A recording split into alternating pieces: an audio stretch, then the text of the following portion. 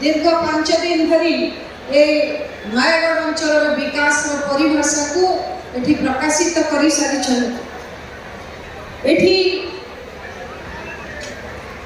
उत्कर्षता किभली पाइबा से संकल्प मध्य लिया जाइछि। मो आज अंतिम दिन मो आपण मानक ठरे एवं मनोरंजन कार्यक्रम मध्य अधिक बाधा सृष्टि करी नाही। केवल निश्चित भाव में ये उद्यापनी दिवस अंतिम अभिभाषण किछि कथा को मु चुंबक करे कारण बाट बुड़ी जीवी बोली मु चुंबक हाथ में लेखिक आनी मुझे केवल आपण पाखे से कथा को उपस्थापन करी मो वक्तव्य समाप्त करे। ए माटी उपेन्द्र भंजन कर्मभूमि सिद्धांत दर्पण रचयिता और ज्योतिर्विद पंडित सामंत चंद्रशेखर दाशरथी पट्टनायक माटी।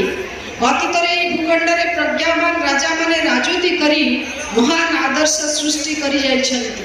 कला साहित्य दर्शन एवं संस्कृतिर उत्कर्ष एई माटी रे परिदृश्य हुए।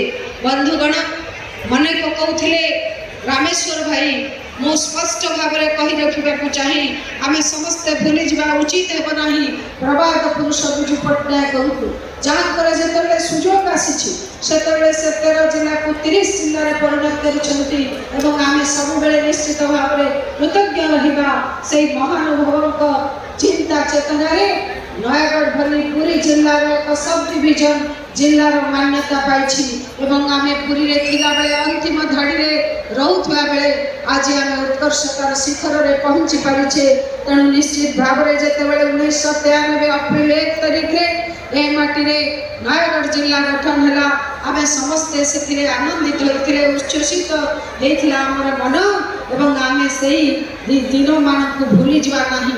केवल विजु पट्टनायक कथा नुहे तत्कालीन राजनेता तत्कालीन समाजसेवी समस्त स्वर जागी उठी जे आम जिला आम सब डिविजन को एक जिलार मान्यता दि जाऊ।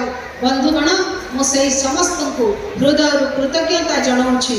बंधुगण आज निरंतर भाव जिला समृद्धि पथरे आगे चली एटी दशपल्लार अरण्य सह महानदीर सातकोश जाए लंबी रही गंड रही प्राकृतिक शोभा संभार में जिला परिपूर्ण अच्छी।